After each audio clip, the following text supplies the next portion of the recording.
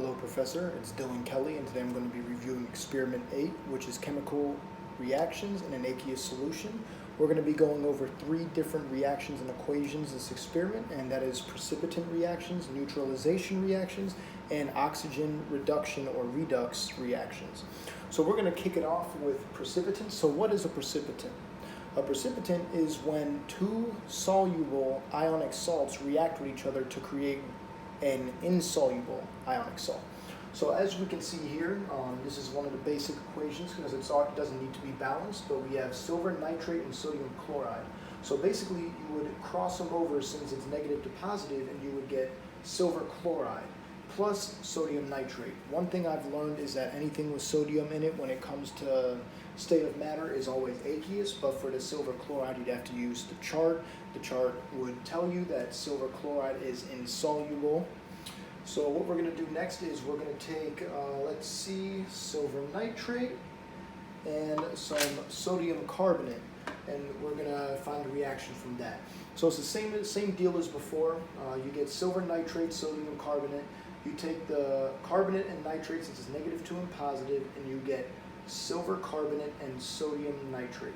And like I said before, sodium nitrate would be aqueous. You use the chart once more and you figure out that silver carbonate is insoluble. And that reaction would look something like this. You can see the silver carbonate sitting at the top as it's insoluble, and the sodium nitrate making up the rest of the solution as it is aqueous. On to the next one, we have neutralization, and that's a pretty easy one.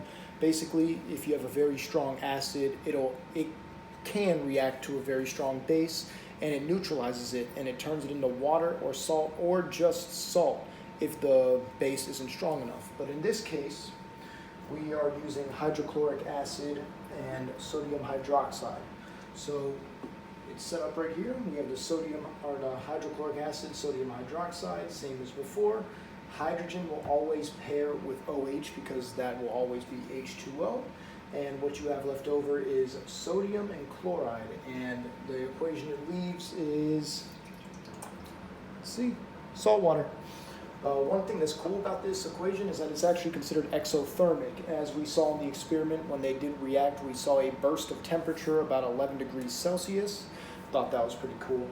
But the coolest thing that actually blew my mind was the oxidation and reduction. So when you take copper sulfate and iron, what happens is iron is a lot more reactive. So what it does is the iron starts oxidizing and it displaces copper sulfate, and it causes copper sulfate to reduce as it takes its spot. So iron would turn into ferrous sulfate, which is aqueous, and it would take copper and push it all the way over there by itself as the old insoluble copper that we always knew and loved. However, the one thing that's really interesting is, let's say this is the iron, this would turn 100% copper. And I still can't get over that. That's the coolest thing. But it's also the same with the Mossy zinc and the copper sulfate as well. If you put the Mossy zinc in the copper sulfate, the copper will raise to the surface as it becomes insoluble over time. One last thing I wanted to talk about was the one question that said, is magnesium a better oxidizing agent than oxygen itself? And it's no, but for a very simple reason. So in this equation, you can see that magnesium started off as an insoluble compound, which means it was a stable element, so it didn't have a charge. Oxygen, on the other hand, was a free element, so it didn't have a charge either. But when they reacted, oxygen is in group 6, so that means it needs 2 electrons to have a complete and steady valence electron flow equal to 8. Luckily enough, magnesium is in group 2 in the alkali earth metals, so oxygen can say, hey, let me borrow those electrons real quick, and it'll become a stable compound. And that is why, as you can see, magnesium has a +2 charge now because oxygen took 2 of its electrons to make that equation work.